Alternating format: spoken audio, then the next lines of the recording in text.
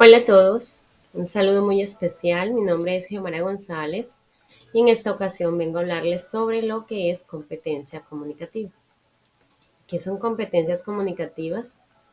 De acuerdo con Heinz, la competencia comunicativa se relaciona con saber cuándo hablar, cuándo no y de qué hablar, con quién, cuándo, dónde, en qué forma.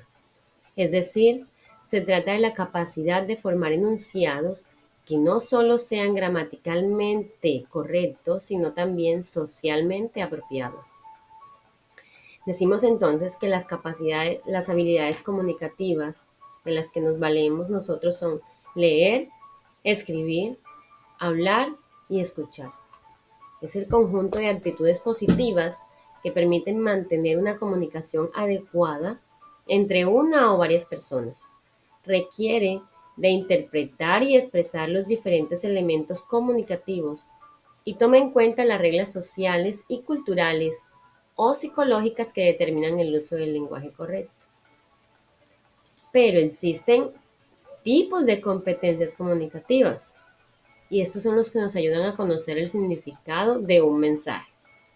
La primera competencia de la que les voy a hablar hoy es de la competencia lingüística.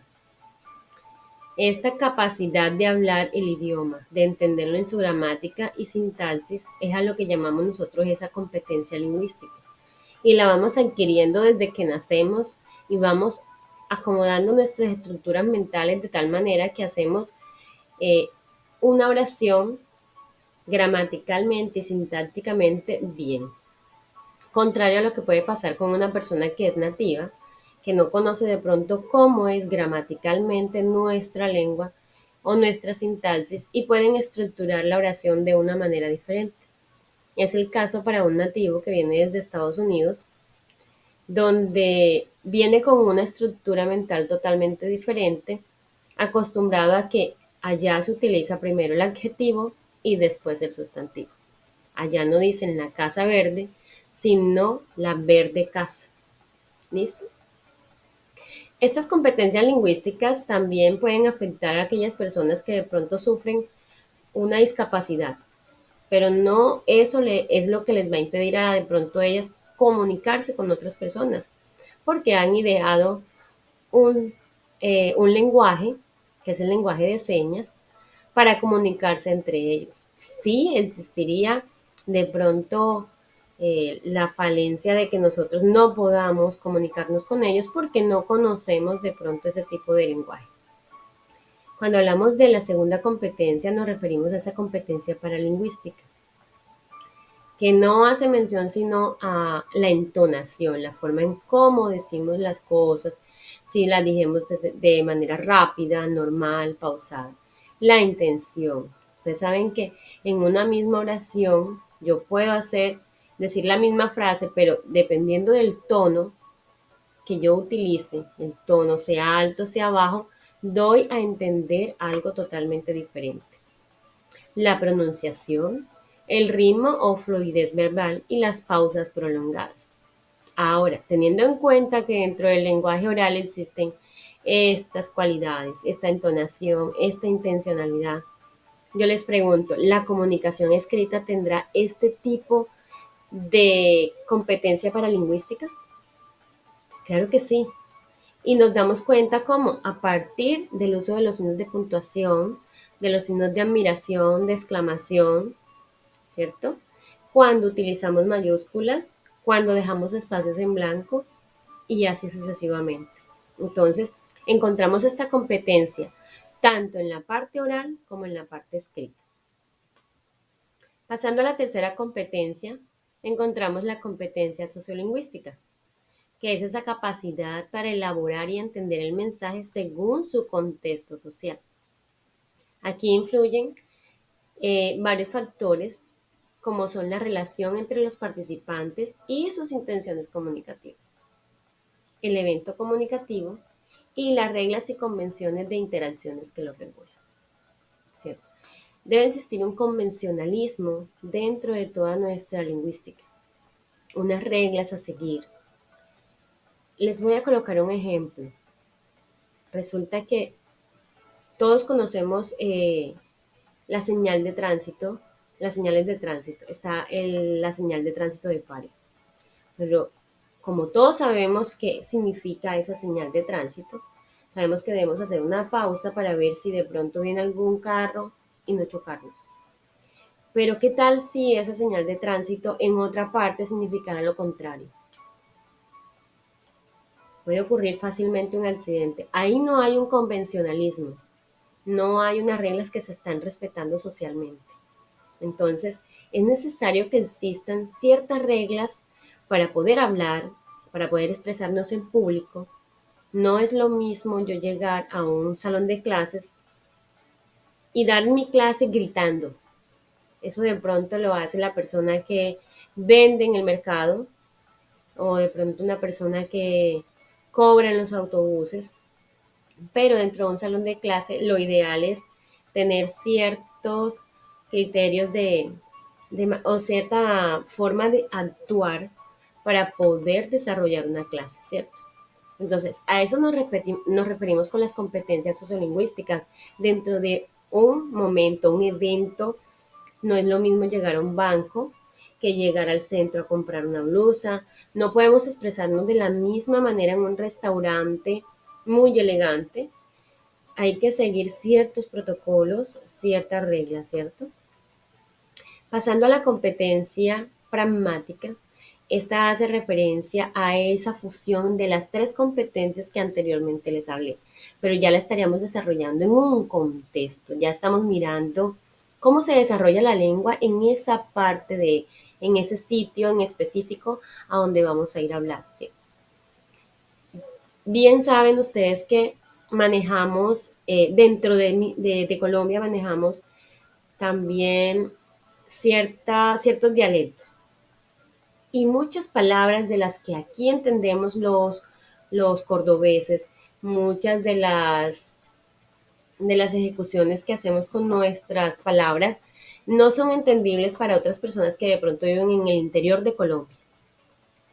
Y hay que adaptarnos, hay que saber expresarnos delante de esos grupos diferentes grupos culturales y psicológicos, porque no nos van a entender. No es lo mismo yo llegar a Bogotá y que me pregunten, ¿tú te bañaste hoy? Y yo diga, porque no van a saber si estoy diciendo que sí o que no. Allá tengo que responder sí o no. Tengo que saber comunicarme dentro de ese contexto. A eso se refiere la pragmática. Ella reúne las tres competencias anteriores. Pasando a una quinta competencia, encontramos la competencia textual. Esa competencia hace referencia a la comunicación escrita y juega un papel enorme a nivel profesional, a nivel escolar y hasta laboral.